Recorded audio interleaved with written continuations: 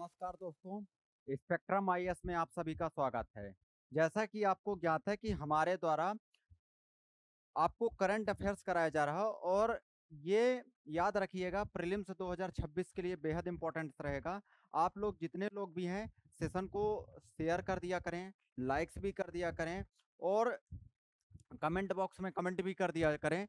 तो इसी तरह हम लोग लगातार आगे की ओर बढ़ते चले जाएंगे और हम आज का करंट अफेयर्स देखेंगे और हम लोग लगातार करंट अफेयर्स को कर रहे हैं। ये सारी की सारी चीजें व्यवस्थित तरीके से हम लोग देख रहे हैं। इन बातों को आपको विशेष रूप से ध्यान देना है। देखो, पहला प्रश्न आपके सामने यहाँ पे ध्यान रखना। देखिए, ये आप स्पेक्ट्रम आईएएस के चैनल को सब्सक्राइब जरूर कर लीजिए। इन बातों को आपको विशेष रूप से ध्यान देना है। हाल ही में भव्य आतचमायम शोभा यात्रा के साथ ओणम 2025 की शुरुआत हुई। देखो, ओणम उत्सव कहाँ पे मनाया जाता है अगर आपको याद है। देखो, एक है ओणम, याद रखिएगा, ठीक है। ओणम त्योहार बहुत इंपॉर्टेंट है। ये कहाँ पे मनाया जाता है ओणम त्योहार, याद रखना, केरला में। कहाँ पे? केरला में, ठीक है, ध्यान रखिएगा। जैसे कि बहुत सारी चीज ध्यान रखना। यहाँ पे कौन सा त्योहार मनाया जाता है? जल्लीकट्टू। यहाँ पे तमिलनाडु में जल्लीकट्टू, ये याद रखना, जल्लीकट्टू। कर्नाटक में कौन सा मनाया जाता है अगर बात करें तो यहाँ पे आपको ध्यान रखना है कंबाला दौड़। कंबाला दौड़, याद रखिएगा। कौन सा? कंबाला दौड़, ये भी इंपॉर्टेंट है, ठीक है। केरल में क्या मनाया जाता है? याद रखना, ओणम त्योहार मनाया जाता है। हाल ही में भव्य आतचमायम शोभा यात्रा के साथ ओणम की शुरुआत हुई। ओणम की शुरुआत कहाँ पे हुई? याद रखिएगा, केरला में हुई थी। ये बात आपको ध्यान रखना। तो ओणम त्योहार कहाँ पे मनाया जाता है? केरला में, याद रखना, ठीक है। ये पॉइंट आपको विशेष रूप से ध्यान देना है। केरल भारत का पहला पूर्ण डिजिटल साक्षर राज्य घोषित हुआ। अभी जस्ट मैंने कुछ समय पहले की न्यूज बताई थी, आपको याद रखना है। तो भारत का पहला पूर्ण डिजिटल साक्षर राज्य कौन सा है? याद रखना, केरल है। कौन सा है? केरल। ये बात आपको विशेष रूप से ध्यान देना है। ये बात आपको, तो केरल भारत का याद रखिएगा। केरल क्या याद रखेंगे? भारत का बहुत इंपॉर्टेंट पॉइंट है, ध्यान रखिएगा। केरल भारत का पूर्ण साक्षर क्या है? राज्य, डिजिटल साक्षर राज्य। केरल भारत का पूर्ण डिजिटल साक्षर राज्य, याद रखिएगा, साक्षर राज्य है। ये बात आपको ध्यान रखना है, ठीक है। इस पॉइंट को आपको ध्यान रखना। दूसरी चीज, केरल में मीठे पानी की केकड़ा प्रजातियों की खोज हुई। याद रखना, मीठे पानी की केकड़ा के प्रजातियों की खोज हुई है, उतना इंपॉर्टेंट नहीं है। बस आपको याद रखना, पूर्ण डिजिटल साक्षर राज्य किसे घोषित किया गया है? केरला को घोषित किया गया है। 11वें मालाबार नदी महोत्सव का आयोजन केरल में हुआ। तो याद रखना, क्योंकि यहाँ पे मालाबार तट है, अगर आपको याद है दिमाग में, ये वाला बेल्ट क्या कहलाता है? मालाबार तट कहलाता है। ये वाला तट क्या कहलाता है? मालाबार। और ये केरल का पश्चिमी हिस्सा क्या कहलाता है? मालाबार तट, याद रखिएगा। इसका निर्माण अगर देखा जाए तो नदियों के निक्षेपण, नदियों द्वारा, नदियों के अवसादों, अवसाद, और किसके द्वारा? याद रखें, नदियों के अवसाद की बात करेंगे। और याद रखना, सागरी तरंगों, सागरी तरंग, सागरी तरंग, इन बातों को भी आपको ध्यान रखना। तो मालाबार तट में सागरी तरंगों के द्वारा अवसादों का जमा हुआ है, प्लस नदियों के द्वारा लाए गए अवसादों के जमाव से इसका निर्माण हुआ। ये बात आपको ध्यान रखना है। ये सारे के सारे पॉइंट को आपको विशेष रूप से ध्यान देना है, ठीक है। और मालाबार तट में मालाबार जो क्षेत्र है, याद रखिएगा, ये केरल में है, केरल के पश्चिमी में। और यहाँ पे मुख्य रूप से नारियल की खेती की जाती है, नारियल की खेती। और किसकी खेती? चावल की भी खेती की जाती है, चावल, ठीक है, ध्यान रखिएगा। ये सारे के सारे पॉइंट। केरल में नई ड्रैगन फ्लाई प्रजाति लिरियोथेमिस अब्राहमी की खोज हुई। ये ड्रैगन फ्लाई प्रजाति याद रखना, ठीक है। लिरियोथेमिस अब्राहमी की खोज हुई, उतना इंपॉर्टेंट नहीं है, ध्यान रखिएगा। केरल का अर्थ केरल का अर्थ कल पुलिस स्टेशन भारत का पहला आईएसओ प्रमाणित स्टेशन बना, इंपॉर्टेंट है। केरल का आर्थकल पुलिस स्टेशन, याद रखिएगा, कौन सा? केरल का एक आर्थकल पुलिस स्टेशन भारत का पहला आईएसओ प्रमाणित स्टेशन है, ध्यान रखिएगा। क्या? भारत का पहला पहला आईएसओ प्रमाणित स्टेशन है। ये बात आपको दिमाग में रखना है, ठीक है। ये बात आपको विशेष रूप से दिमाग में रखना। तो भारत का पहला आईएसओ प्रमाणित स्टेशन कौन सा बना है, याद रखिएगा, केरल का कौन सा, आर्थकल पुलिस स्टेशन। कौन सा, केरल का आर्थकल पुलिस स्टेशन, ये बात आपको ध्यान रखना। केरल का पहला स्किन बैंक तिरुवनंतपुरम में खुलेगा। कहाँ पे खुलेगा, स्किन बैंक, याद रखिएगा, तिरुवनंतपुरम में खुलेगा, ये बात आपको ध्यान रखना। तो केरल का पहला स्किन बैंक कहाँ पे खुलेगा, तिरुवनंतपुरम में खुलेगा, ये बात आपको विशेष रूप से ध्यान देना है। ये सारे के सारे पॉइंट आपको ध्यान रखना। तो केरल भारत का पहला पूर्ण डिजिटल साक्षर राज्य घोषित किया गया है, ये याद रखना। दूसरा चीज, 11वें मालाबार नदी महोत्सव का आयोजन कहाँ पे हुआ, केरल में हुआ, ये बात आपको विशेष रूप से ध्यान देना है। ठीक है। आर्थकल पुलिस स्टेशन भारत का पहला आईएसओ प्रमाणित स्टेशन बना है, ध्यान रखिएगा। केरल का पहला स्किन बैंक, याद रखना, तिरुवनंतपुरम में खुलेगा। और यहाँ पे बहुत अच्छे से ध्यान रखना है सारी की सारी चीज। अगर यहाँ पे हम बात करें तो कथकली किया जाता है, शास्त्रीय नृत्य क्या किया जाता है, कथकली किया जाता है, ये बात आपको ध्यान रखना। दूसरा, मोहिनी अट्टनम, मोहिनी अट्टनम, मोहिनी अट्टनम, ये भी किया जाता है, ये बात आपको ध्यान रखना है। ये सारे के सारे पॉइंट को आपको विशेष रूप से ध्यान रखना है। चलें, हाल ही में क्यूसू द्वीप पर माउंट सिनमोए में ज्वालामुखी का विस्फोट हुआ। इंपॉर्टेंट है, लगातार ज्वालामुखी, देखो ज्वालामुखी तीन तरह के होते हैं, एक होता है सक्रिय, दूसरा निष्क्रिय, और तीसरा प्रसुप्त ज्वालामुखी। ध्यान रखिए, मतलब निष्क्रिय मतलब शांत ज्वालामुखी, ये ध्यान रखिएगा। भारत में अगर बात करें तो एकमात्र सक्रिय ज्वालामुखी है भारत में, एकमात्र। कौन सा है, बैरन। कौन सा है, बैरन। और बैरन कहाँ, अंडमान निकोबार द्वीप समूह में है, अंडमान निकोबार द्वीप समूह में, याद रखिएगा, अंडमान निकोबार द्वीप समूह में, याद रखिएगा। भारत में याद रखिएगा बैरन, कौन सा, बैरन। ये पॉइंट आपको विशेष रूप से ध्यान देना है, ये सारे के सारे पॉइंट को आपको दिमाग में रखना। तो हाल ही में क्यूसू द्वीप पर माउंट सिना मोए में ज्वालामुखी का विस्फोट हुआ, ये कहाँ है, याद रखिएगा, जापान में। कहाँ पे है, जापान में। इंडोनेशिया में भी याद रखना ज्वालामुखी के बहुत सारे जैसे माउंट सिनबांग, माउंट सिनबांग, याद रखिएगा, यहाँ पे भी ये ज्वालामुखी फटा था, ये बात आपको ध्यान रखना। इसी तरह सारी की सारी चीजों को आपको दिमाग में रखना है। तो यहाँ पे आपको ध्यान रखना है जापान। जापान के पीएम कौन है, इसिका सिगारू, सिगारू, इसका सिगारू, ये बात भी आपको दिमाग में रखना है। ये सारे के सारे पॉइंट को आपको ध्यान रखना है। ठीक है। फिसु वर्ल्ड यूनिवर्सिटी गेम्स 2025 की पदक तालिका में जापान शीर्ष पर रहा, याद रखना। अभी वर्ल्ड यूनिवर्सिटी गेम्स हुआ था, उसमें पदक तालिका में याद रखना कौन आगे था, सबसे आगे, याद रखना पदक तालिका में जापान शीर्ष पर था। क्या, जापान शीर्ष पर था, ये बात आपको ध्यान रखना। तो फिसु वर्ल्ड यूनिवर्सिटी गेम्स 2025 की पदक तालिका में जापान शीर्ष पर था, ये याद रखिएगा। क्या, जापान शीर्ष पर है, इस बात को आपको ध्यान रखना है। कौन, जापान, ये बात आपको विशेष रूप से ध्यान रखना, शीर्ष पर। और भारत कौन से नंबर पे था, 20वें स्थान पर। मतलब वर्ल्ड यूनिवर्सिटी जो गेम्स हुआ है उसमें जापान क्या है, याद रखिएगा, शीर्ष स्थान पर, जापान शीर्ष स्थान पर है, याद रखिएगा। ठीक है, इस बात को भी आपको ध्यान रखना है। ये सारे के सारे पॉइंट को आपको दिमाग में रखना है। ठीक है। सीयूची ने जापान ओपन बैडमिंटन 2025 में पुरुष सिंगल का खिताब जीता। ये उतना इंपॉर्टेंट नहीं है क्योंकि ये कभी नहीं पूछा जाएगा आपसे। 16वां इंडिया ट्रेड फेयर टोक्यो में आयोजित किया गया, इंपॉर्टेंट है ये क्योंकि भारत और जापान के बीच हुआ है।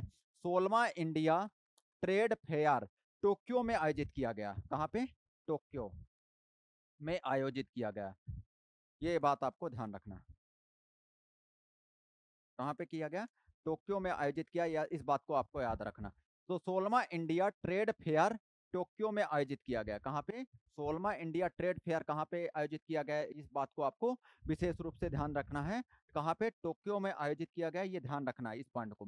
दूसरा, जापान के माउंट सिनमोएडेक ज्वालामुखी में विस्फोट हुआ, अभी जस्ट बताया। जापान ने एस टू ए रॉकेट से जलवायु परिवर्तन निगरानी उपग्रह प्रक्षेपित किया, बहुत इंपॉर्टेंट। मतलब एक रॉकेट इसने लॉन्च किया है और ये जलवायु परिवर्तन पर जो जलवायु परिवर्तन हो रहे हैं उस पर निगरानी के लिए एक उपग्रह प्रक्षेपित किया।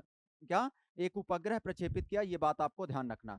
जापान की जनसंख्या में लगातार 14वें साल गिरावट देखी गई। जापान की जनसंख्या में लगातार क्या देखी गई? 14वें साल गिरावट देखी गई। इस बात को आपको ध्यान रखना है। ये सारे के सारे पॉइंट को आपको दिमाग में रखना है। ये सारे मतलब जापान की जनसंख्या में लगातार क्या गिरावट देखने को मिली। जापान ने 6 घंटे में 3D प्रिंटेड रेलवे स्टेशन बनाया। जापान ने 6 घंटे में 3D प्रिंटेड रेलवे स्टेशन बनाए। ये बात आपको विशेष रूप से दिमाग में रखना है। ये सारे के सारे पॉइंट को आपको ध्यान रखना। तो क्या क्या याद रखना? वर्ल्ड यूनिवर्सिटी गेम्स 2025 में पदक तालिका में कौन शीर्ष पर रहा? जापान रहा। ये बेहद इंपॉर्टेंट है। दूसरा पॉइंट याद रखना, अगर ट्रेड फेयर टोक्यो में किसके किसके बीच हुआ? ट्रेड फेयर भारत और जापान के बीच हुआ है। इस बात को भी आपको याद रखना। जापान के माउंट सिनमोएडेक ज्वालामुखी में विस्फोट हुआ। कहाँ पे? माउंट सिनमोएडेक ज्वालामुखी में क्या हुआ? विस्फोट हुआ। ये बात आपको ध्यान रखना।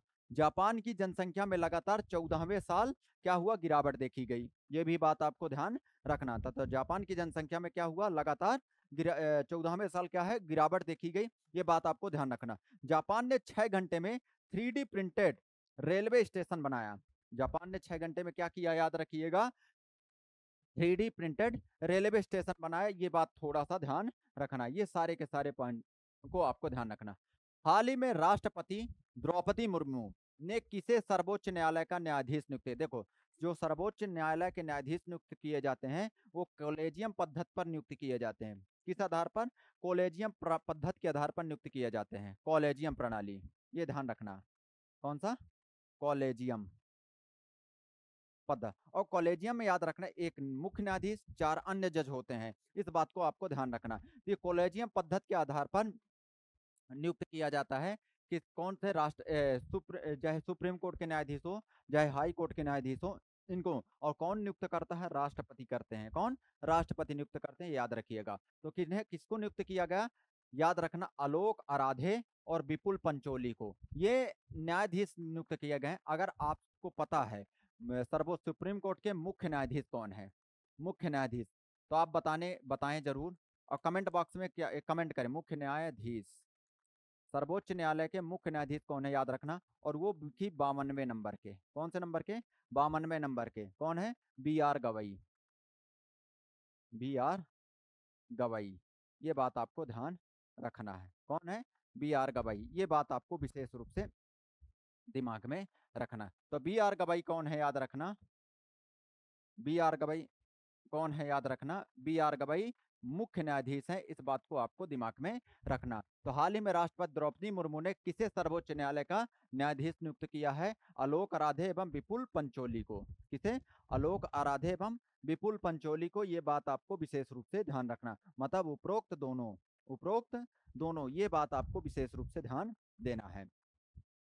एस राधा चौहान को क्षमता निर्माण आयोग का पूर्णकालिक अध्यक्ष नियुक्त किया गया है।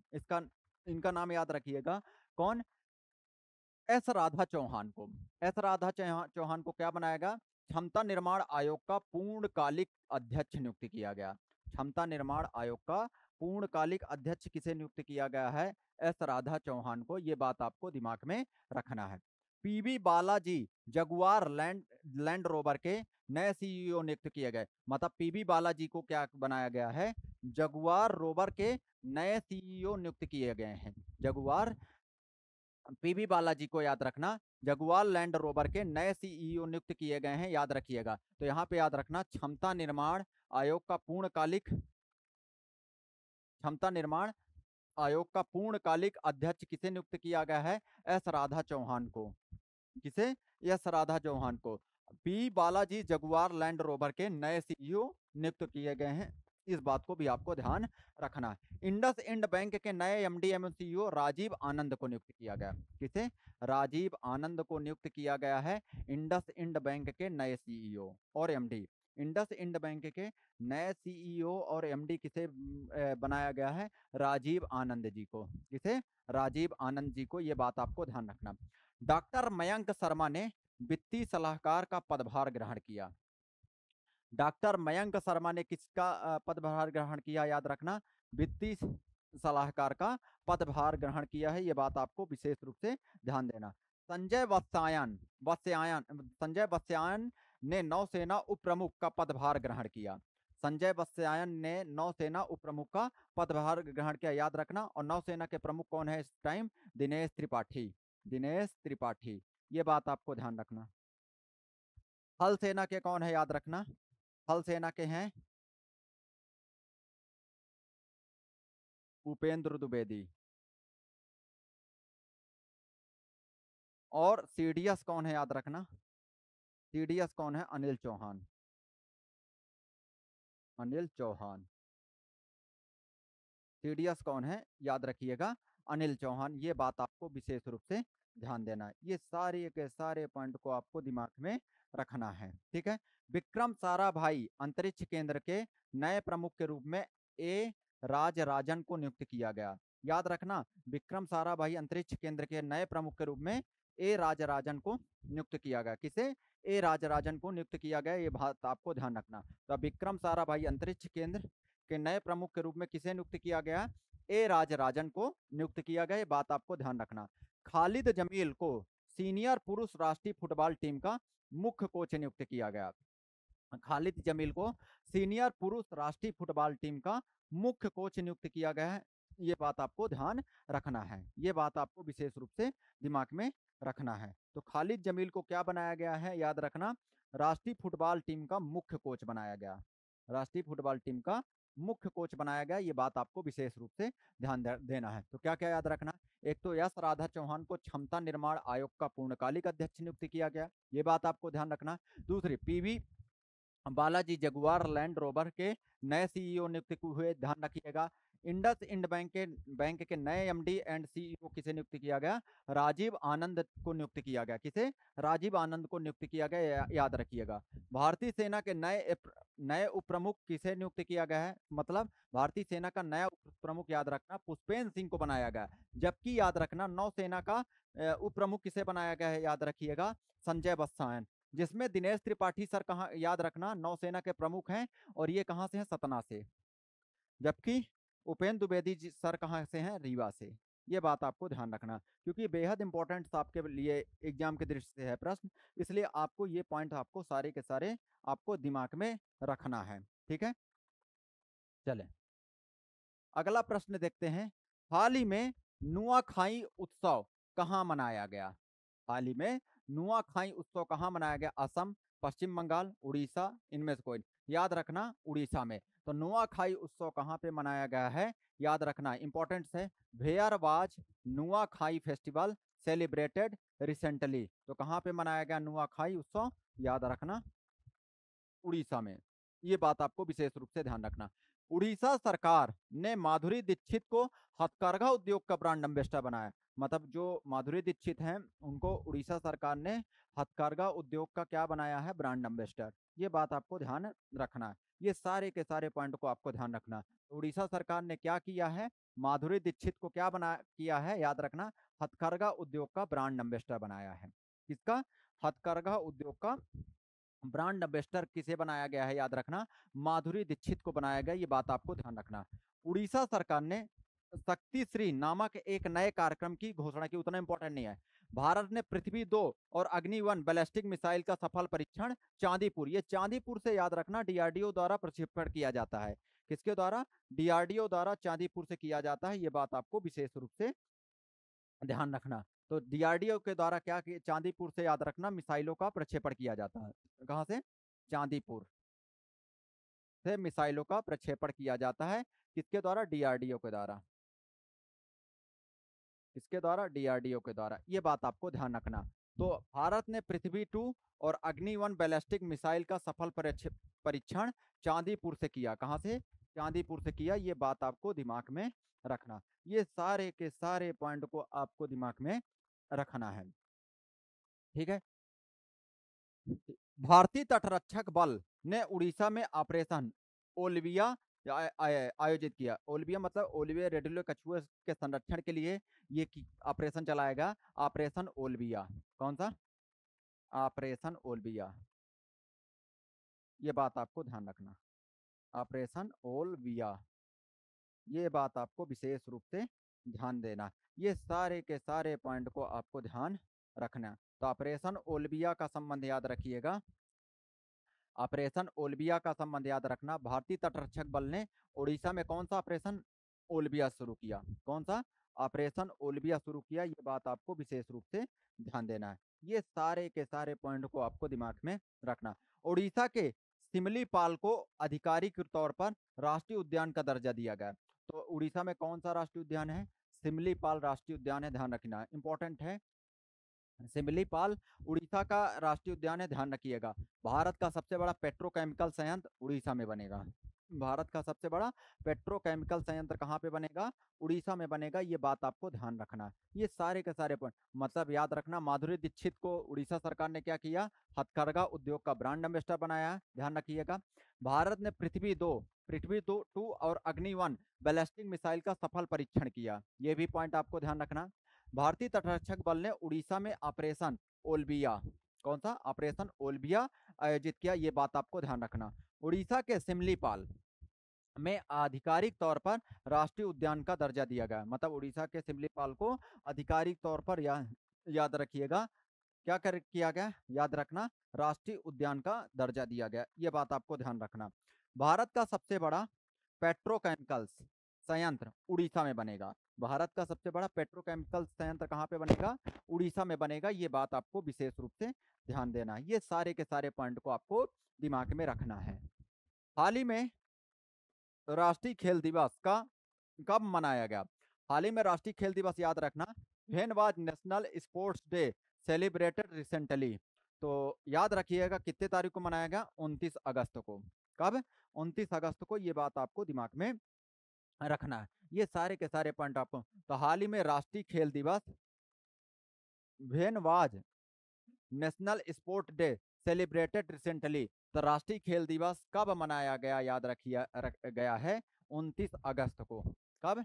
29 अगस्त को। ये बात आपको दिमाग में रखना है। ये बात आपको विशेष रूप से ध्यान देना है। चलें, 1 अगस्त की अगर हम बात करें, राष्ट्रीय पर्वतारोहण दिवस, world lung cancer day, world wide web day जागरूकता दिवस मनाया गया। ध्यान रखिएगा। तो 1 अगस्त को क्या मनाया गया? याद रखिएगा 1 अगस्त को, याद रखिएगा 1 अगस्त को world lung cancer day, world wide web day और राष्ट्रीय पर्वतारोहण दिवस मनाया गया। तो राष्ट्रीय पर्वतारोहण दिवस मनाया गया, याद रखना, world world lung cancer day, world lung cancer day और वर्ल्ड वाइड वेब डे। ये बात आपको विशेष रूप से ध्यान रखना। ये 1 अगस्त को मनाया गया। दूसरा पॉइंट याद रखना, 3 अगस्त को अगर बात करें, क्लोब्स सिंड्रोम जागरूकता दिवस। क्लोब्स सिंड्रोम जागरूकता दिवस, इस बात को भी आपको ध्यान रखना। तो क्लोब्स सिंड्रोम जागरूकता दिवस कितने तारीख को? 3 अगस्त को मनाया गया। ये बात आपको विशेष रूप से ध्यान रखना है। 19 अगस्त को विश्व मानवतावादी दिवस और विश्व फोटोग्राफी दिवस मनाया जाता है, याद रखना। तो विश्व मानवतावादी दिवस याद रखना कितने तारीख को मनाया गया? याद रखना 19 अगस्त को। कब? 19 अगस्त को विश्व मानवतावादी दिवस और विश्व फोटोग्राफी दिवस मनाया गया। विश्व फोटोग्राफी दिवस याद रखना और विश्व मानवतावादी दिवस कब मनाएगा? 19 अगस्त को। 4 अगस्त को अमेरिका तटरक्षक दिवस, ये बात आपको ध्यान रखना। तो 4 अगस्त को क्या मनाएगा? अमेरिकी तटरक्षक दिवस। 6 अगस्त को हिरोशिमा दिवस, याद रखना इंपॉर्टेंट है। 6 अगस्त को क्या मनाएगा? हिरोशिमा दिवस। ये बात आपको विशेष रूप से ध्यान देना है। ये सारे के सारे पॉइंट को आपको दिमाग में रखना है। ये सारे के सारे पॉइंट को दिमाग में रखना है, ठीक है। तो हिरोशिमा दिवस कितने तारीख को? 6 अगस्त को, याद रखिएगा। 4 अगस्त को अमेरिका तटरक्षक दिवस मनाया जाता है। ये बात आपको विशेष रूप से ध्यान रखना। क्लोब्स सिंड्रोम जागरूकता दिवस कब मनाया जाता है? 3 अगस्त को। 20 अगस्त को अक्षय ऊर्जा दिवस, कौन सा? अक्षय ऊर्जा दिवस, याद रखना। और विश्व मच्छर दिवस, याद रखना। विश्व मच्छर दिवस याद रखना, इंपॉर्टेंट है, 20 अगस्त को मनाया जाता है। तो 20 अगस्त को अक्षय ऊर्जा दिवस याद रखिएगा और 20 अगस्त को याद रखना विश्व मच्छर दिवस, याद रखिएगा। 7 अगस्त को राष्ट्रीय हथकरघा दिवस, बहुत इंपॉर्टेंट है। और इसी तारीख को राष्ट्रीय भाला फेंक दिवस मनाया जाता है। कई बार मैंने बता चुके हैं एग्जाम की दृष्टि से, बहुत इंपॉर्टेंट है। तो राष्ट्रीय हथकरघा दिवस कब मनाया जाता है? 7 अगस्त को मनाया जाता है। ये बात आपको ध्यान रखना। राष्ट्रीय भाला फेंक दिवस याद रखना 7 अगस्त को मनाया जाता है। 21 अगस्त को अंतर्राष्ट्रीय आतंकवाद पीड़ित दिवस, अंतर्राष्ट्रीय आतंकवाद पीड़ित दिवस और विश्व उद्यमी दिवस मनाया जाता है, याद रखना 21 अगस्त को। 21 अगस्त को विश्व उद्यमी दिवस मनाया जाता है, ये बात आपको ध्यान रखना। दूसरी चीज, राष्ट्र अंतर्राष्ट्रीय आतंकवाद पीड़ित दिवस मनाया जाता है, कब, याद रखना 21 अगस्त को। और विश्व उद्यमी दिवस भी 21 अगस्त को मनाया जाता है, ये बात आपको ध्यान रखना। ये सारे के सारे पॉइंट को आपको विशेष रूप से दिमाग में रखना। तो राष्ट्रीय पर्वतारोहण दिवस याद रखना, वर्ल्ड लैंग कैंसर डे और वर्ल्ड वाइड वेब डे 1 अगस्त को, याद रखिएगा। क्लोप्स सिंड्रोम दिवस कब मनाया जाता है, 3 अगस्त को, ये पॉइंट आपको ध्यान रखना। 19 अगस्त को याद रखना यहाँ पे आपको याद रखना 19 अगस्त को क्या मनाया जाता है, याद रखना विश्व मानवतावादी दिवस, विश्व फोटोग्राफी दिवस, याद रखिएगा। 4 अगस्त को अमेरिकी तटरक्षा दिवस, याद रखना, ठीक है। और 6 अगस्त को हिरोशिमा दिवस, याद रखना। और यहाँ पे अगर बात करें तो 7 अगस्त को राष्ट्रीय हथकरघा दिवस और राष्ट्रीय भाला फेंक दिवस, ये सारे के सारे पॉइंट आपको ध्यान रखना।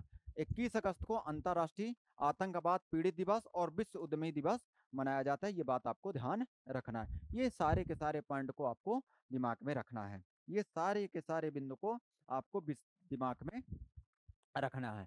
अगर हम अगला पॉइंट, अगला प्रश्न देखें यहाँ पे, अगला प्रश्न यहाँ पे देखें, किस शहर में हॉकी एशिया कप 2025 का आयोजन किया जाएगा, किस शहर में hockey Asia, in which city the hockey Asia cup 2025 will be organised, Ahmedabad, Rajgir, Goa, Delhi, याद रखना राजगीर, ये बात आपको ध्यान रखना है, ये बात आपको विशेष रूप से ध्यान देना है, ठीक है। तो किस शहर में हॉकी एशिया कप 2025 का आयोजन किया जाएगा, याद रखना, in which city the hockey Asia cup 2025 will be organised, याद रखना कि कौन सा शहर को बनाया गया, याद रखना राजगीर, कौन से, राजगीर, ये शहर, ये पॉइंट आपको ध्यान रखना। तो राजगीर में किया जाएगा। हॉकी एशिया कप 2025 का रोमांच बिहार के राजगीर में शुरू किया होने वाला। और राजगीर में आपको पता है प्रथम बौद्ध संगत भी हुई थी, अगर याद आ रहा हो, प्रथम बौद्ध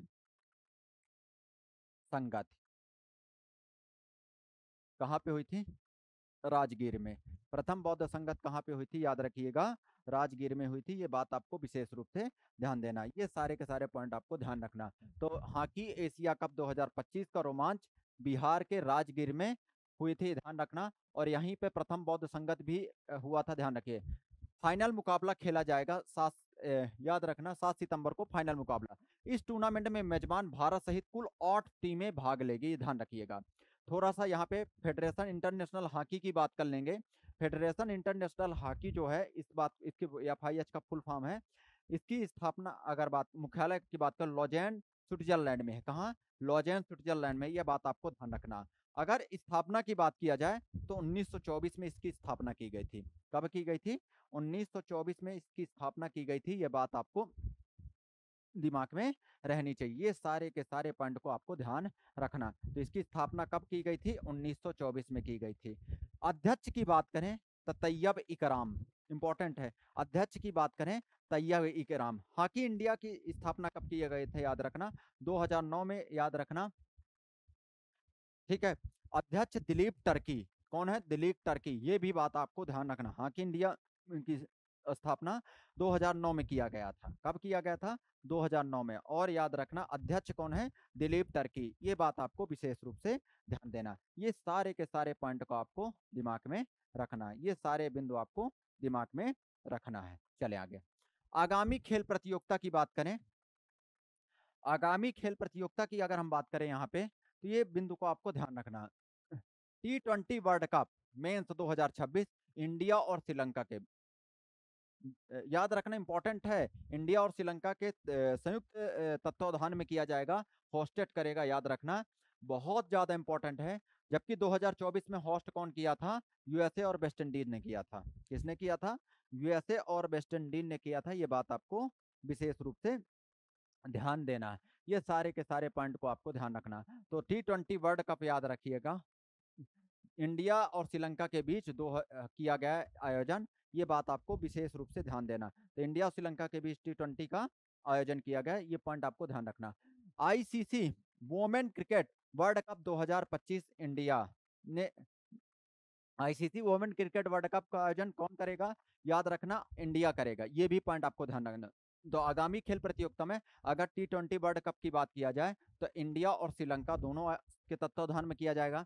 ICC women cricket world Cup याद रखिएगा, ICC women cricket world cup का आयोजन कौन करेगा? इंडिया करेगा, ये बात आपको ध्यान रखना। चैंपियन ट्रॉफी 2025 यूएई और पाकिस्तान में होगा, बहुत इंपॉर्टेंट है, मतलब हुआ है यूएई और पाकिस्तान के तत्वाधान में हुआ, लेकिन फाइनल कहाँ हुआ था? याद रखना, यूएई में हुआ था, ये बात आपको ध्यान रखना। Champion Trophy, FIDE Chess World Cup याद रख, बहुत इंपॉर्टेंट है ये इंडिया में। फीडे चेस वर्ल्ड कप याद रखना 2025 कहाँ पे? इंडिया में, ये बात आपको ध्यान रखना है। तो फीडे वर्ल्ड कप 2025 याद रखना कहाँ पे? इंडिया में आयोजित किया गया, ये बात आपको ध्यान रखना। FIFA mains world cup USA, Mexico और कनाडा, बहुत इंपॉर्टेंट है, स्टार लगा देना, 7 स्टार लगाना इंपॉर्टेंट है। FIFA mains world cup 2026, FIFA mains world cup 2026, इस बात को भी आपको ध्यान रखना। तो फीफा मेंस वर्ल्ड कप 2026 का आयोजन याद रखना यूएसए प्लस मैक्सिको और कनाडा के संयुक्त प्रयासों से किया जाएगा। कहाँ पे? यूएसए, मैक्सिको और कनाडा, यूएसए, मैक्सिको और कनाडा, ये बात आपको दिमाग में रखना है। कहाँ? यूएसए, मैक्सिको और कनाडा, ये पॉइंट आपको ध्यान रखना। फीफा वोमेन वर्ल्ड कप 2027 कहाँ पे? ब्राजील में होगा।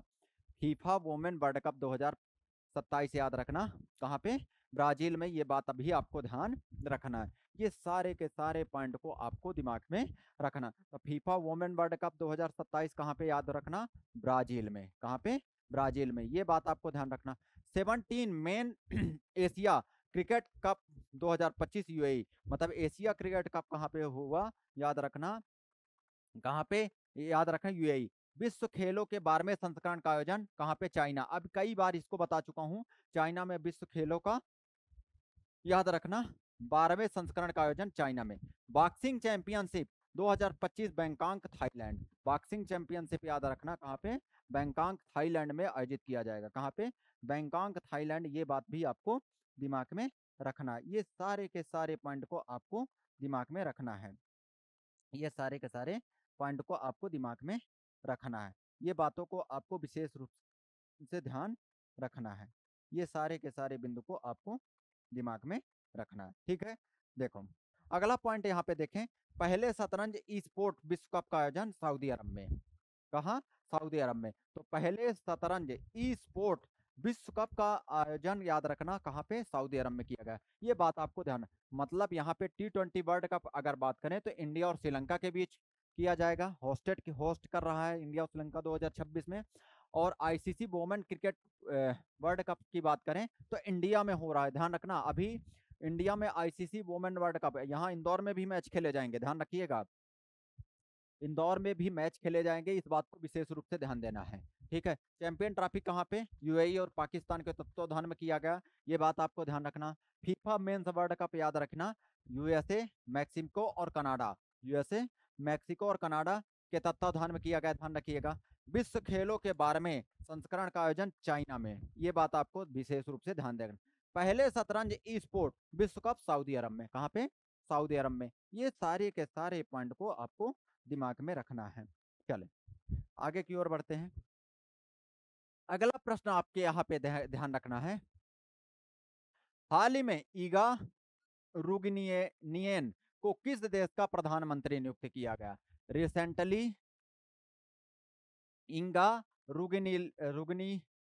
रुग्नियन has been appointed the prime minister of which country, याद रखिएगा किस कंट्री का बनाया गया, ये बात आपको दिमाग में रखना है। तो ये लिथुआनिया, ब्रिटेन, घाना, कनाडा। तो याद रखना हाल ही में ईगा रुग्नियन को किस देश का प्रधानमंत्री नियुक्त किया गया? याद रखना लिथुआनिया का। किसका? लिथुआनिया का, ये बात आपको दिमाग में रखना है, किसका? लिथुआनिया का।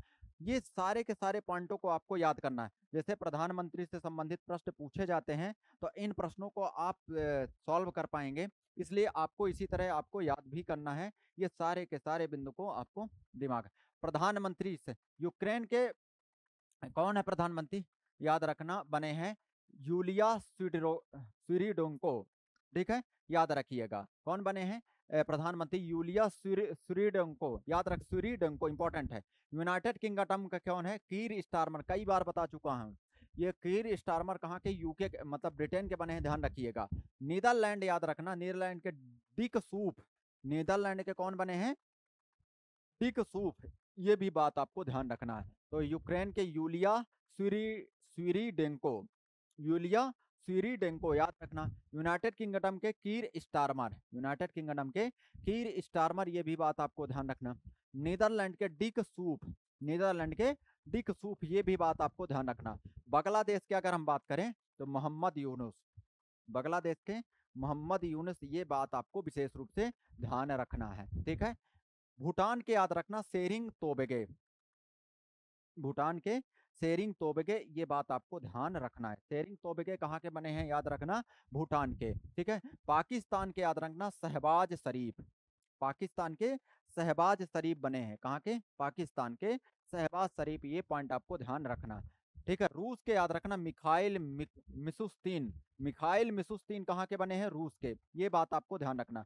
इटली के जॉर्जिया मेलोनी, इटली के इंपॉर्टेंट है जॉर्जिया मेलोनी। इजराइल के बेंजामिन नेतान्याहू, इजराइल के कौन है, बेंजामिन नेतान्याहू, ये भी पॉइंट आपको ध्यान रखना। जापान के शिगेरू इसबा, कई बार बता, या इसगा शिगेरू या शिगेरू इसबा की बातें याद रखना। शिगेरू इसबा कौन बने हैं, जापान के शिगेरू इसबा, नेपाल के केपी शर्मा ओली। तो ये आपको याद रखना पड़ेगा सारे के सारे पॉइंट। मतलब यूक्रेन के यूलिया स्वीरीडेंको बने हैं। यूनाइटेड किंगडम याद रखना, यूनाइटेड किंगडम के कौन बने हैं, कीर स्टारमर, कौन, कीर स्टारमर, ये बात आपको विशेष रूप से ध्यान देना। तो यूनाइटेड किंगडम के कौन बने हैं, कीर स्टारमर, ये बात आपको ध्यान रखना। नीदरलैंड के डिक सूफ कौन बने हैं, डिक सूफ, ये भी पॉइंट आपको ध्यान रखना। तो नीदरलैंड के डिक सूफ याद रखिएगा। जबकि बांग्लादेश के मोहम्मद यूनुस, बांग्लादेश के कौन बने हैं, मोहम्मद यूनुस, ये पॉइंट आपको ध्यान रखना। मोहम्मद यूनुस कहाँ के बने हैं, बांग्लादेश के। भूटान के सेरिंग तोबगे, भूटान के सेरिंग तोबगे, ये बात आपको ध्यान रखना, सेरिंग तोबगे, भूटान के कहाँ कौन बने हैं, सेरिंग तोबगे, इंपॉर्टेंट है, ध्यान रखिएगा।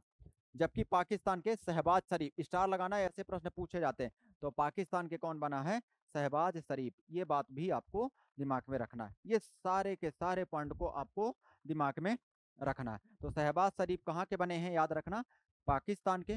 रूस के मिखाइल मिसुस्तीन, रूस के कौन बने हैं, मिखाइल मिसुस्तीन बने हैं। इटली के जॉर्जिया मेलोनी, इटली के जॉर्जिया मेलोनी, ये बात भी आपको ध्यान रखना है। ये सारे के सारे पॉइंट को आपको दिमाग में रखना है, ये सारे के सारे बिंदु को आपको दिमाग में रखना है, ठीक है। इजराइल के कौन बने हैं, बेंजामिन नेतन्याहू, ठीक है। और जापान के शिगेरू इसबा, इंपॉर्टेंट है, ध्यान रखिएगा। और नेपाल के केपी शर्मा ओली, नेपाल के केपी शर्मा ओली, ये बात आपको ध्यान रखना है। ये सारे के सारे पॉइंट आपको ध्यान रखना। और बांग्लादेश में तख्ता पलट कब हुआ था, अगर आपको याद रखना तो 5 अगस्त 1924 को हुआ था, 5 अगस्त 1924 को तख्ता पलट हुआ था, अगर याद आ रहा हो तो। ये सारी की सारी चीज बहुत इंपॉर्टेंट है। यहाँ पे ये सारे के सारे पॉइंट को आपको देखना है और अच्छे से याद करना है।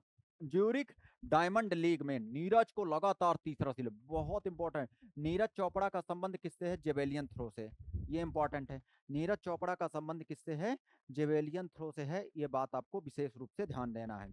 तो नीरज चोपड़ा का संबंध किससे है, जेवेलियन थ्रो से है, ये बात आपको। नीरज चोपड़ा ने ज्यूरिक डायमंड लीग फाइनल में 85.01 मीटर थ्रो कर दूसरा स्थान हासिल किया। इस लीग में यह उनका लगातार तीसरा सिल्वर मेडल है, याद रखिएगा, तीसरा सिल्वर मेडल है, इस बात को आपको ध्यान रखना है। ये सारे के सारे पॉइंट को आपको ध्यान रखना। तो यहाँ पे जेवेलियन थ्रोअर नीरज चोपड़ा ने ज्यूरिक डायमंड लीग फाइनल में 85.01 मीटर थ्रो कर दूसरा स्थान हासिल किया। इस लीग में यह उनका लगातार तीसरा सिल्वर मेडल है, इस लीग में उनका लगातार तीसरा सिल्वर मेडल है, ये बात आपको ध्यान रखना है। ये सारे के सारे पॉइंट को आप तो याद रखना। नीरज चोपड़ा का संबंध किससे है, जेवेलियन थ्रोअर से है, नीरज चोपड़ा का संबंध किससे है, जेवेलियन थ्रोअर से, ये बात आपको ध्यान रखना। नारी 2025 के अनुसार रांची, श्रीनगर, कोलकाता, फरीदाबाद, दिल्ली, पटना, जयपुर महिलाओं के लिए सबसे असुरक्षित है, याद रखना।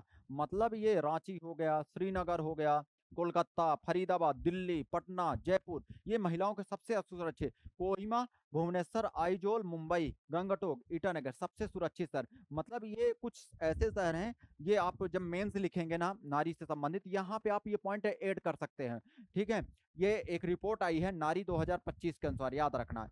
ठीक है, इसके अनुसार आप दिमाग में रखना है। तो ऐसे प्रश्न आपसे एग्जाम में मतलब एग्जाम में कब काम आएगा, मेंस में काम आएगा ये पॉइंट।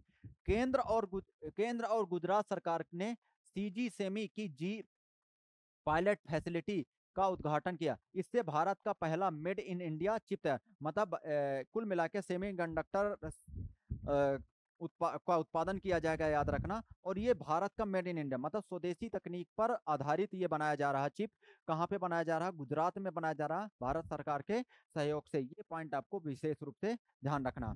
भारत की औद्योगिक उत्पादन वृद्धि दर जून के 1.5% से बढ़कर 3.5% हो गई। ये मेंस में आपको काम आएगा। मतलब औद्योगिक उत्पादन की वृद्धि दर अगर बात करें तो वर्तमान में 3.5% हो गई। वर्तमान में 3.5% हो गई। ये बात आपको ध्यान रखना। ये सारे के सारे पॉइंट को आपको ध्यान रखना है। ठीक है, ये पॉइंट आपको विशेष रूप से ध्यान रखना है। बायो ईथी नीति एनवायरमेंट के तहत पहला national bio foundry network launch हुआ। 2030 तक 500 अरब डॉलर की बायो इकोनॉमिक बनाने का लक्ष्य, याद रखना। बायो इकोनॉमिक बनाने का लक्ष्य भारत सरकार ने 2030 तक, याद रखना। इंपॉर्टेंट है कितना, 500 अरब डॉलर बनाने की बायो इकोनॉमिक बनाने के लक्ष्य रखा गया। ये बात आपको विशेष रूप से ध्यान देना है। ये सारे के सारे पॉइंट आपको ध्यान रखना है। देखें, इंपॉर्टेंट है। 2024 में देश भर में सबसे ज्यादा पर्यटक मध्य प्रदेश में आए। बहुत इंपॉर्टेंट है ये पॉइंट, बेहद इंपॉर्टेंट है। इस बात को आपको ध्यान रखना। अगर हम बात करें तो पर्यटक देश भर में सबसे ज्यादा कहाँ से आए हैं, याद रखना। तो देश भर में सबसे ज्यादा पर्यटक मध्य प्रदेश में आए। सीएम ने कहा ये चीज। पर्यटन उद्योग को रोजगार सृजन से जोड़ने का लक्ष्य रखा गया। पर्यटन उद्योग को, याद रखना, पर्यटन उद्योग को रोजगार सृजन से जोड़ने का लक्ष्य रखा गया, ध्यान रखिएगा। ठीक है, मुख्यमंत्री डॉक्टर मोहन यादव का कहना है कि प्रदेश में पर्यटकों की संख्या हर साल बढ़ रही है। मतलब लगातार पर्यटक, ये मेंस की दृष्टि से भी बेहद इंपॉर्टेंट है और प्रीलिम्स की भी दृष्टि से हर साल बढ़ रही है। पिछले साल देश में सर्वाधिक पर्यटक मध्य प्रदेश में आया और वर्ष 2024 में 13.41 करोड़ से ज्यादा पर्यटकों का मध्य प्रदेश में आना रिकॉर्ड है। इसलिए टूरिज्म सेक्टर मध्य प्रदेश में रोजगार देने वाला सबसे बड़ा मध्यम बन सकता है, याद रखना। मतलब टूरिज्म की दृष्टि से टूरिज्म सेक्टर में रोजगार लगातार बढ़ता जा रहा है और टूरिज्म सेक्टर में मध्य प्रदेश सरकार द्वारा रोजगार को बढ़ावा दिया जा रहा है, ध्यान रखिएगा। ग्वालियर में होने जा रहा रीजनल टूरिज्म कॉन्क्लेव को लेकर सीएम ने कहा कि इसमें हमें बुंदेलखंड व ग्वालियर चंबल क्षेत्र में बड़े निवेश आने की उम्मीद है। मतलब ये पर्यटन टूरिज्म क्यों आयोजन किया जाता है, क्योंकि निवेश को लगातार प्रोत्साहित किया जाए। मतलब देश विदेश के विभिन्न उद्यमी यहाँ पे आके निवेश करें, इस बात को आपको ध्यान रखना। रीवा में हुई पिछली टूरिज्म कॉन्क्लेव में 3,000 करोड़ से के निवेश प्रस्ताव आए थे। मुख्यमंत्री ने बताया कि पिछले साल 7 करोड़ लोगों ने उज्जैन में महाकाल के दर्शन किए और विदेशी पर्यटकों की संख्या भी बढ़ रही है। बांधवगढ़ हो गया, कान्हा हो गया, पन्ना और पेंच टाइगर रिजर्व में भी पर्यटन को बढ़ावा मिला है। सीएम ने बताया कि सरकार का लक्ष्य पर्यटन उद्योगों का विस्तार कर इसे रोजगार सृजन से जोड़ना है। सर्वाधिक बाघ हमारे पास हैं। चंबल में घड़ियाल और डॉल्फिन का संरक्षण हो रहा। पूनों में चीता भी फल फूल रहे हैं। सांची, खजुराहो और भीमबेटका जैसे विश्व विख्यात धरोहर हमारी सांस्कृतिक पहचान है। ये सारे का मतलब याद रखना, भारत मध्य प्रदेश में 3 यूनेस्को साइट है। एक तो याद रखना खजुराहो, दूसरा आपको याद रखना है सांची, तीसरा भीमबेटका। भीमबेटका को 2003 में शामिल किया गया, सांची को 1989 में और खजुराहो को याद रखना 1986 में। ठीक है, ये बात आपको दिमाग में रखना है। और हम बात करें यहाँ पे कुछ यूनेस्को विश्व धरोहर सूची में ग्वालियर का किला, बुरहानपुर का खूनी भंडारा। इंपॉर्टेंट, बुरहानपुर में क्या है, खूनी भंडारा। ये बात आपको ध्यान रखना है। खूनी भंडारा कहाँ है, ये बात आपको विशेष रूप से ध्यान रखना है। तो खूनी भंडारा कहाँ है, याद रखना, बुरहानपुर में है। और ग्वालियर का किला तो पता है। चंबल के पत्थर कला, याद रखना, पत्थर कला ये याद रखना, यूनेस्को की विश्व धरोहर सूची में इनको शामिल किए जाने की बात चल रही, ध्यान रखिएगा। ठीक है। और भोजपुर मंदिर, भोजपुर मंदिर कहाँ, याद रखना, रायसेन में। भोजपुर मंदिर कहाँ है, याद रखिएगा, रायसेन। ये बात आपको ध्यान रखना, तो कहाँ पे है, रायसेन में, इस बात को। मंडला के गोंड स्मारक, मतलब मंडला वाले क्षेत्र में गोंड शासकों ने शासन किया था। मंडला वाले क्षेत्र में किसने शासन किया था, गोंड शासकों ने शासन किया था। ये बात आपको दिमाग में रखना है, ये सारे के सारे पॉइंट को आपको ध्यान रखना। मंदसौर का धमनार की गुफा बहुत इंपॉर्टेंट है। धमनार की गुफा कहाँ पे है, याद रखना, मंदसौर में। धमनार की गुफा कहाँ, याद रखना, मंदसौर। कहाँ, मंदसौर में है धमनार की गुफा, ये बात आपको दिमाग में रखना। ये सारे के सारे पॉइंट को आपको दिमाग में रखना। ठीक है।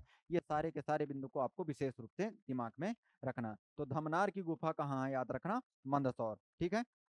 ये सारे के सारे पॉइंट को आपको, मतलब यहाँ पे मध्य प्रदेश सरकार द्वारा लगातार पर्यटन को बढ़ावा देने के लिए पर्यटन कॉन्क्लेव का भी किया जा रहा है। जैसे रीवा में किया गया, अभी कहाँ, ग्वालियर में किया गया। ये बात आपको ध्यान रखना है। ये सारे के सारे पॉइंट आपको ध्यान रखना है, बहुत इंपॉर्टेंट है। देखो यहाँ पे देखो, उर्जित पटेल आईएमएफ में एजुकेटिव डायरेक्टर बने। उर्जित पटेल ये रिजर्व बैंक के पूर्व गवर्नर रहते हैं। उर्जित पटेल को आईएमएफ में एजुकेटिव डायरेक्टर बनाएगा, बहुत इंपॉर्टेंट है। ये इस पद पर 3 साल तक काम करेंगे। वे केवी सुब्रमण्यम की जगह लेंगे। सुब्रमण्यम की सेवाएं सरकार ने उनका कार्यकाल पूरे होने के 6 महीने पहले ही समाप्त कर दी थी, ध्यान रखना। उर्जित पटेल आईएमएफ में एजुकेटिव डायरेक्टर है। इंटर याद रखना, इंटरनेशनल मॉनेटरी फंड, याद रखना, इस इंपॉर्टेंट है। और इसकी स्थापना, याद रखना, ब्रेटन वुड्स सम्मेलन के तहत किया गया था। ब्रेटन वुड्स सम्मेलन, इसका ही बस नहीं, वर्ल्ड बैंक का भी, वर्ल्ड बैंक का भी याद रखिएगा। किसका, वर्ल्ड बैंक का भी। ये बात आपको ध्यान रखना। ठीक है। और इसकी ब्रेटन वुड्स सम्मेलन कब हुआ था, 1944 में हुआ था। कब हुआ था, 1944 में। और याद रखना, इसकी स्थापना की बात करें तो 1945। हेडक्वार्टर याद रखना, दोनों का वर्ल्ड बैंक हो चाहे आईएमएफ, इनको दोनों का हेडक्वार्टर याद रखना कहाँ पे है, वाशिंगटन डीसी। वाशिंगटन डीसी, याद रखिएगा, कहाँ पे है, वाशिंगटन डीसी। ये पॉइंट आपको विशेष रूप से ध्यान देना। ये सारे के सारे पॉइंट को आपको दिमाग में रखना है। ठीक है। ये सारे के सारे बिंदु को आपको विशेष रूप से ध्यान देना है। ठीक है। चले अगर और बात करें, इसका आईएमएफ की हेड कौन है, क्रिस्टीना जॉर्जिवा। क्रिस्टीना जॉर्जिवा, याद रखिएगा, कौन, क्रिस्टीना जॉर्जिवा। वर्ल्ड बैंक के कौन है, अजय बंगा। अजय बंगा, ये भी आपको, ये भारतीय मूल के हैं अजय बंगा। ये बात आपको विशेष रूप से ध्यान देना है। ये सारे के सारे पॉइंट को आपको दिमाग में रखना है। ठीक है। चले अगला देखें, यहाँ पे देखो, रूस के राष्ट्रपति पुतिन दिसंबर में भारत आएंगे, इंपॉर्टेंट है। ये रूस के राष्ट्रपति हैं पुतिन जी, याद रखना। रूस के राष्ट्रपति व्लादिमीर पुतिन दिसंबर में भारत दौरे पर आएंगे। यह जानकारी क्रेमलिन के विदेश नीति की सलाहकार यूरी उसाबोव ने शुक्रवार को दी, ध्यान रखिएगा। तो ये रूस के राष्ट्रपति हैं, याद रखना, व्लादिमीर पुतिन साहब यहाँ आने वाले हैं। ठीक है। अभी हाल ही में अमेरिका ने टैरिफ बढ़ाया है भारत का, 50% कर दिया है। तो उसी बात को भी लेके आगे भारत और रूस के मध्य एक अच्छा समझौता हो सकता है। कुछ चीज़ों पे विशेष रूप से समझौता हो सकता है, उसी को लेके यहाँ पे आगे काम करेंगे, ये सारी की सारी। ठीक है। ये बात आपको ध्यान रखना है। चले देखिए, स्पेक्ट्रम आईएएस के द्वारा लगातार क्लासेस कंडक्ट कराई जा रही है। आप सभी लोग क्लास को लगातार देखें और सेशन को शेयर भी करें। यहाँ पे अनुभवी फैकल्टी, स्टडी मटेरियल और टेस्ट सीरीज दोनों चल रही है, ध्यान रखिएगा। यहाँ पे विषय बार सारी की सारी चीज़ें हो रही है। Daily classes, doubt session, mind map point, अनुभवी फैकल्टी, 10 फुल लेंथ टेस्ट, ये सारी की सारी चीज़ें यहाँ पे लगातार मिल रही है। आप लोग सेशन को शेयर करें, लाइक्स करें। और बेदा बिजनेस पार्क में ये चीज़ें हैं, ध्यान रखिएगा। और भंवर कुआं इंडिया, आप यहाँ इंदौर, सॉरी, ध्यान रखिएगा। भंवर कुआं, यहाँ पे ये नंबर दिया है, इस नंबर पे आप संपर्क कर सकते हैं। इस नंबर पे आप संपर्क कर सकते हैं। और आप अपनी इंक्वायरी कर सकते हैं। अगर आपको क्लास कंटिन्यू करना है, सारी की सारी चीज़ें अगर समझ रहे हैं बात को। अब दिसंबर में नोटिफिकेशन आने वाला है। अगर आप लेट करें सारी चीज़ें तो आपके लिए प्रॉब्लम होगी, इसलिए आप लोग चैनल को सब्सक्राइब करें। और यहाँ पे टेस्ट सीरीज भी कंटिन्यू मिल रहे हैं, ये सारी चीज़ें आपको कंटिन्यू मिलेगी। तो मिलते हैं नेक्स्ट क्लास में। Have a nice day. Thank you.